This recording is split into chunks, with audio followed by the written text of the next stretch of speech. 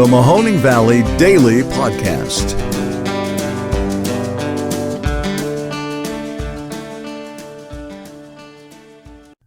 Hello, everybody, and welcome to today's episode of the Mahoning Valley Daily Podcast.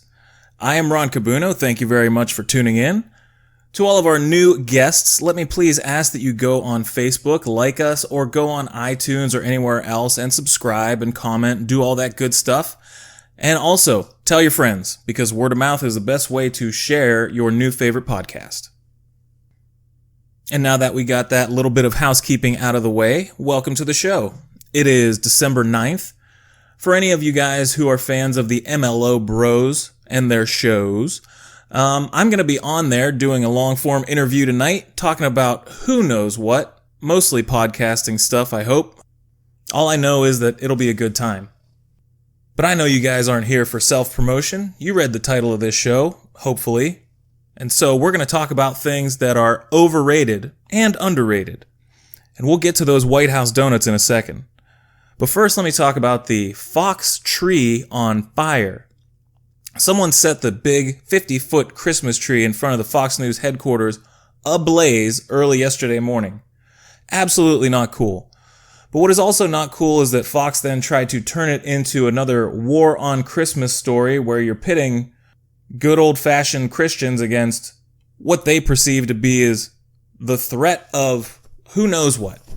So I just want to say that even though that couldn't have happened to a more incendiary bunch of hypocrites, hate mongers, and anti-democratic bootlickers, it still was totally not right, not cool, and I'm glad they caught the guy, hopefully, that did this.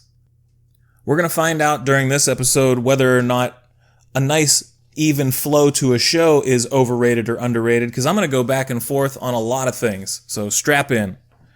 Let's get right to it. White House donuts. Totally overrated. I used to think they were top-notch until I broadened my horizons and tried some from other places. Actually, most notably, Hogan's in Columbiana. Totally unsolicited endorsement, but these guys are amazing. Have you guys ever heard of a cronut? It's a croissant donut, and it's from heaven. Check it out if you get a chance. I don't know. I guess because I'm old now that I like old people things. White House donuts are way too sweet. And if you get one with frosting on top, you might as well have gotten a cupcake. Because there is so much sugar and icing on the top of this thing that you're really kidding yourself if you're telling yourself it's a donut. And while the blueberry ones are pretty good, they're certainly not what everyone seems to be making them out to be. And not when you got places like Hogan's putting out sour cream old fashions. I'm just saying, if you're stuck in a mode of thinking where this is the only game in town, you're wrong. There's better crumb out there, as the people from the British baking show would say. Matter of fact, underrated British baking show. Now, it was all the rage for a lot of people, but I don't think enough people bought into it. It's essentially like meditating while watching people make food. Nice, calm, sophisticated.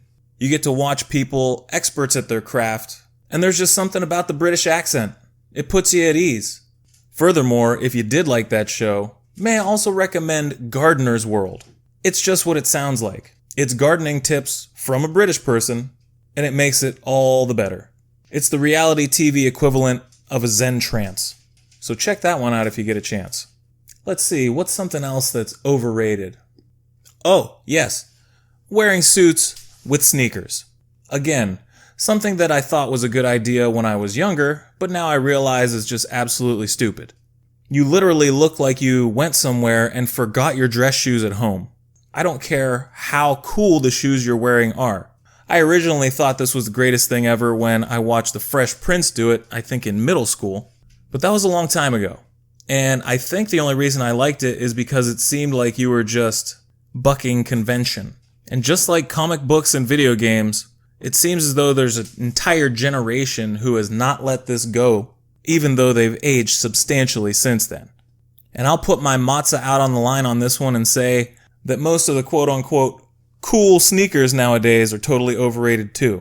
Does anyone with any sense in their heads look at a pair of Jordans and LeBrons or Yeezys and say to themselves, that's sleek and fashionable or looks like a rational pair of shoes at all? No. They're the most outrageous, clips, buckles, swooshes, and mesh abominations that you could ever put on your feet, and they cost hundreds and hundreds of dollars. I don't know if it's a total disassociation with what most people find to be aesthetically pleasing, or if it's just a herd mentality that tells these people that it's a cool thing to wear and do because everyone else does it. But these things are hideous.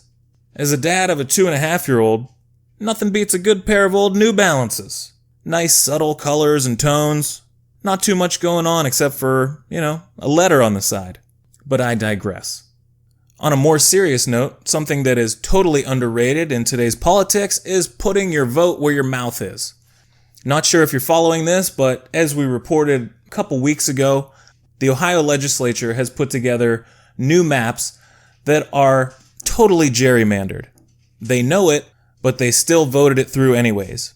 And while Frank LaRose was quoted on record for saying that the new map put forth were asinine and that DeWine wishes they had done a lot better, they still both voted for it.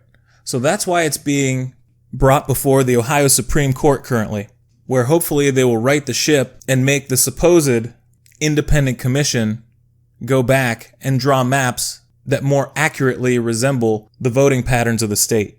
All we're looking for is fairness, folks. And on a similar note, imagine voting for something just because you feared for your life. Well, that's exactly what we found out was the case in our nation's capital on January 6th. And I cannot stress enough how underrated the January 6th committee is, because what they are finding out day by day is more and more disturbing and should be alarming to us all. I'm going to read to you an exchange that happened between Representative Peter Meijer from Michigan and one of his colleagues on the House floor the evening of January 6th. Moments before the vote, Meijer approached a member who appeared to be on the verge of a breakdown.